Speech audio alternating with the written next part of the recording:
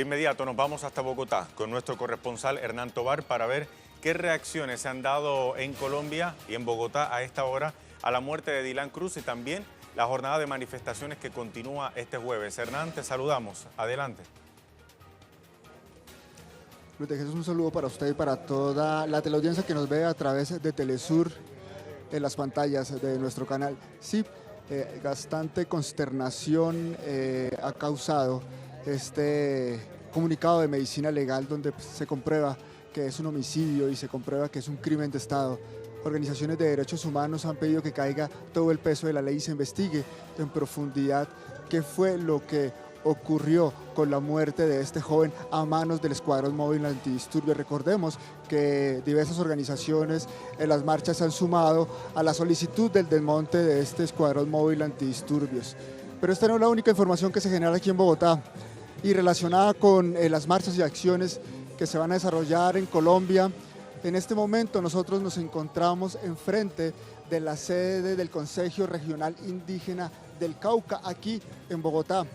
Han llegado alrededor de 50 integrantes de las guardias indígenas que se sumarán y apoyarán las marchas aquí en Bogotá. Pero para que nos cuente un poco más sobre el tema, tenemos a Aida Quilcue. Ella es consejera mayor de Derechos Humanos de la Organización Nacional Indígena de Colombia. Aida, el propósito que tiene la llegada de la Guardia Indígena aquí a Bogotá. El propósito de la Guardia es seguir resistiendo desde las regiones, desde las ciudades, con la palabra, con la resistencia civil, pero también cómo articular procesos desde las regiones hacia las ciudades. Yo creo que es muy importante hoy en esta gran jornada nacional que se está haciendo en Bogotá.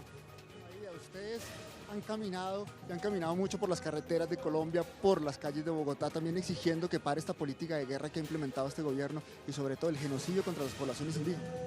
Sí, hemos hecho denuncias, hemos tocado puertas, pero igual han habido pronunciamientos como el de la Corte Constitucional, que dijo que había un exterminio físico y cultural.